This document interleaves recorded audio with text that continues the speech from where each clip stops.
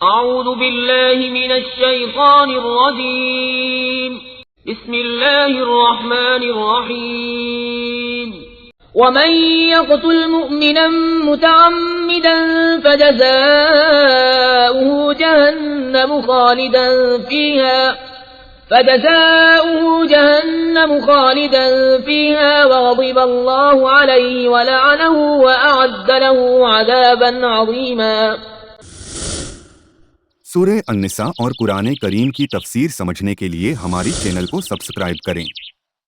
اللہ رب العزت ارشاد فرماتا ہے، اور جو کسی مسلمان کو جان بوجھ کر قتل کر دے تو اس کا بدلہ جہنم ہے، عرصے دراز تک اس میں رہے گا، اور اللہ نے اس پر غضب کیا اور اس پر لعنت کی، اور اس کے لیے بڑا عذاب تیار کر رکھا ہے۔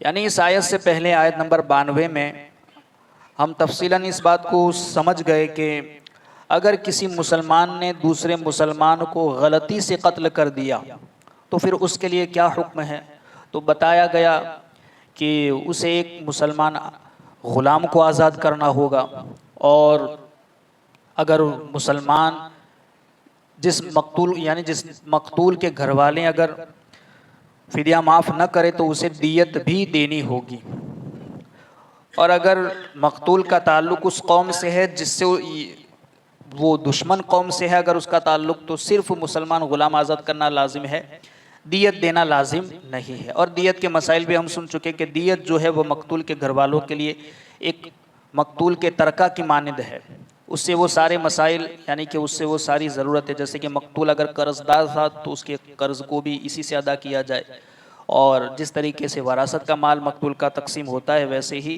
دیت کا مال بھی تقسیم ہوگا۔ تو یہ سارے مسائل کل ہم سماعت کر چکے ہیں، مگر وہ احکام تھے کہ کسی مسلمان نے دوسرے مسلمان کو غلطی سے قتل کر دیا اس کے متعلق۔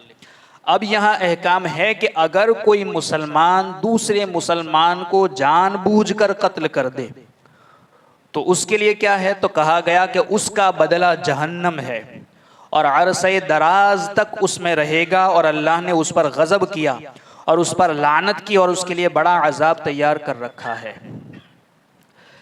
اس سے پہلی آیت میں غلطی سے کسی مسلمان کو قتل کر دینے کا حکم بیان کیا گیا، اور اس آیت میں جان بوجھ کر کسی مسلمان کو قتل کرنے کی اخروی وعید بیان کی گئی ہے، یعنی آخرت میں جو اس کی وعید ہے، جو سزا ہے، وہ بیان کی گئی ہے۔ یہاں پر مسلمان کو ناحق قتل کرنے کی جو مذمت ہے اس کے متعلق وہ کبیرہ گناہ ہے، تو چند مذمت کے تعلق سے احادیث بیان کی جا رہی ہے، سماعت فرما لے۔ حضرت انس رضی اللہ تعالی عنہ سے روایت ہے کہ تاجدار رسالت صلی اللہ تعالی علیہ وسلم نے ارشاد فرمایا، بڑے کبیرہ گناہوں میں سے ایک کسی کو جان بوجھ کر، یعنی کسی جان کو ناحق قتل کرنا بھی یہ کبیرہ گناہوں میں سے ایک گناہ ہے، اور کبیرہ گناہ آپ جانتے ہیں کہ بغیر توبہ کے معاف نہیں ہوتے۔ دوسرا ہے کسی مسلمان کو، دوسری حدیث ہے کہ کسی مسلمان کو ناحق قتل کرنے والا قیامت کے دن بڑے خسارے کا شکار ہوگا۔ حضرت ابو بکرہ رضی اللہ تعالی عنہ سے روایت ہے کہ نبی کریم صلی اللہ علیہ وسلم نے ارشاد فرمایا، اگر زمین و آسمان والے کسی مسلمان کے قتل پر جمع ہو جائیں تو اللہ تعالیٰ سب کو اوندھے منہ جہنم میں ڈال دے۔ کسی ایک کی بات نہیں، اگر زمین و آسمان والے سارے اگر کسی ایک مسلمان کے ناحق قتل میں جمع ہو جائیں تو اللہ تمام لوگوں کو اوندھے منہ جہنم میں ڈال دے۔ یعنی کتنا بڑا گناہ ہے کہ اگر سارے لوگ بھی ہوں تو اللہ سب کو سزا دے۔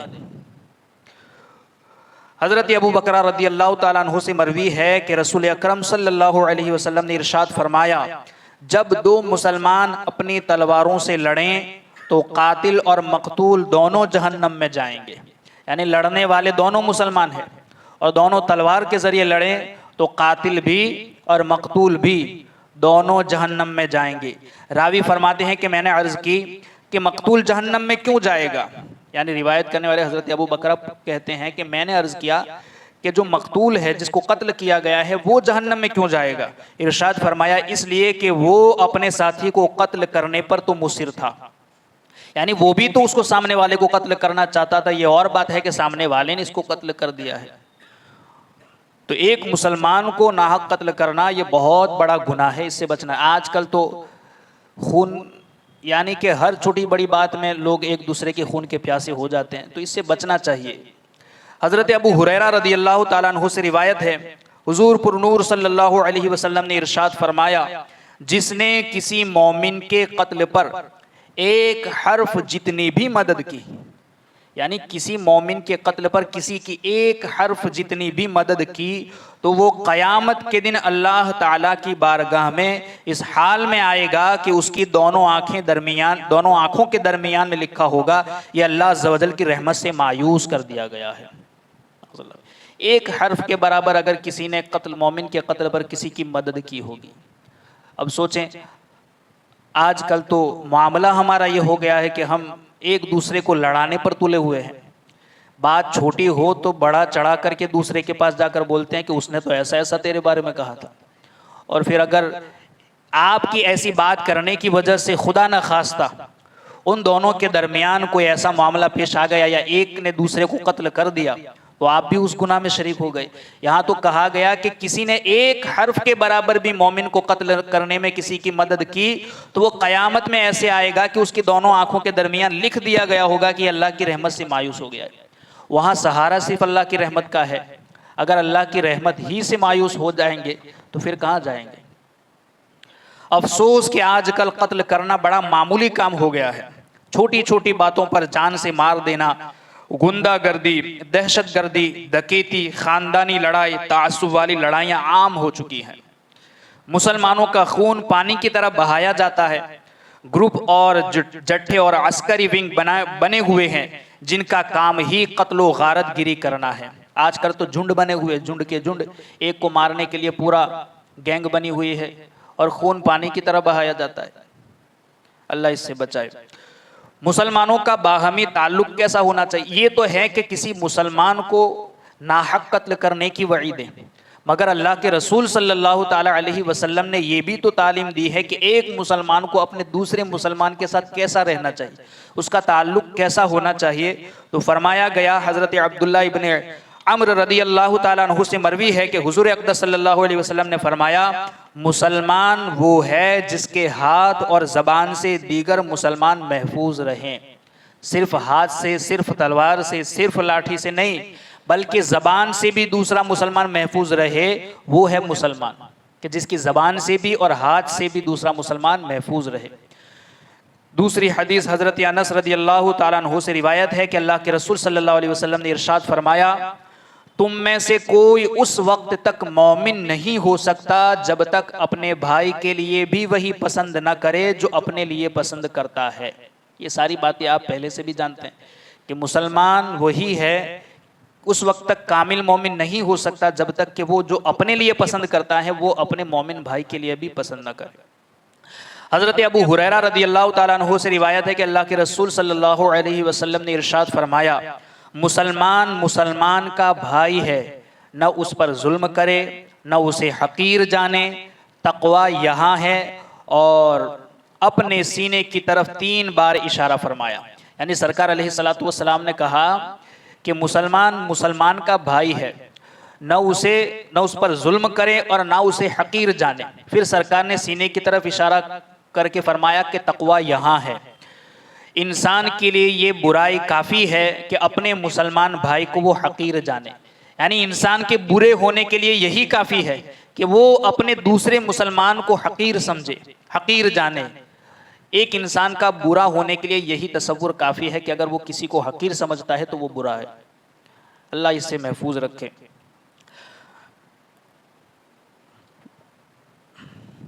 مسلمان پر مسلمان کی ہر چیز حرام ہے، یعنی کہ ہر چیز ہر مسلمان پر حرام ہے۔ اس کا مطلب یہ ہے کہ اس کا خون، اس کا مال، اس کی آبرو دوسرے مسلمان پر حرام ہے۔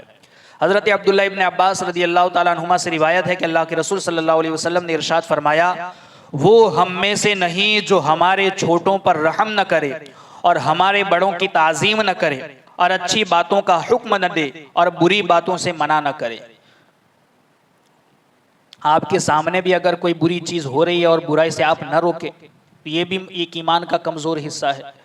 آپ کو اللہ نے اگر قوت دی ہے تو آپ جس طریقے سے ہو سکے برائی کو روکیں، نیکی کا حکم دے، اسی طریقے سے بڑوں کی عزت کرے، چھوٹوں پر رحم کرے۔ یہ ایک مسلمان کا عمل ہونا چاہیے، وطیرہ ہونا چاہیے۔ حضرت عبداللہ ابن مسعود رضی اللہ تعالیٰ عنہ سے روایت ہے کہ تاجدار رسالت صلی اللہ علیہ وسلم نے ارشاد فرمایا، مسلمان کو گالی دینا فسق اور اسے قتل کرنا کفر ہے۔ یعنی مسلمان کو گالی دینا بھی یہ بھی فسق ہے، اور قتل کر دینا یہ تو حرام ہے۔ اب مسلمان کو قتل کرنا کیسا ہے؟ یعنی آپ جان چکے کہ حرام ہے۔ اگر مسلمانوں کے قتل کو حلال سمجھ کر اس کا ارتکاب کیا تو یہ خود کفر ہے۔ یعنی اگر کسی مسلمان یہ جانتا ہے، کوئی مسلمان، اور دوسرے مسلمان کے قتل کو حلال سمجھا اور اس پر اس نے اسے قتل بھی کر دیا، ایک مسلمان کے قتل کو حلال سمجھ کر کے اس نے قتل کر دیا تو یہ خود کفر ہے، اور ایسا شخص ہمیشہ جہنم میں رہے گا۔ اور قتل کو حرام ہی سمجھا لیکن پھر بھی اس کا ارتکاب کیا تب بھی یہ گناہ کبیرہ ہے، اور ایسا شخص مدت دراز تک جہنم میں رہے گا۔ یعنی قتل کو حلال نہیں سمجھا، قتل کو حرام ہی سمجھا، مگر حرام سمجھنے کے باوجود اس نے اپنے دوسرے مسلمان بھائی کو قتل کر دیا تو ایسا کرنے والا بھی گناہ کبیرہ کا مرتکب ہے، اور ایسا شخص جہنم میں عرصہ دراز تک رہے گا۔ آیت میں یہ جو کہا گیا نا خالدن وَأَعَدَّ لَهُ عَذَابًا عَظِيمًا، کہ فَجَزَاؤُهُ جَهَنَّمُ خَالِدًا فِيهَا، کہ وہ جہنم میں ہمیشہ ہمیش رہے گا۔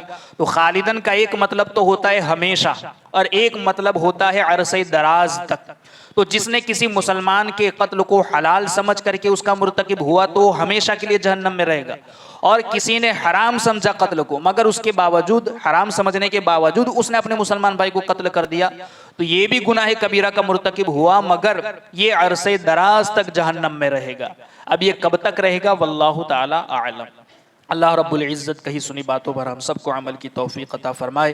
اللہم ربنا نور قلوبنا بالقرآن وزین اخلاقنا بالقرآن ونجنا من النار بالقرآن وادخلنا فی الجنة بالقرآن۔ اللہم رزقنا تلاوة القرآن، اللہم اہدنا ہدایت القرآن، اللہم ربنا آتنا شفاعت القرآن۔ وصلی اللہ تعالی علی خیر خلقہ ونور عرشہ محمد وعلی آلہ واصحابہ اجمعین برحمتک یا ارحم الراحمین۔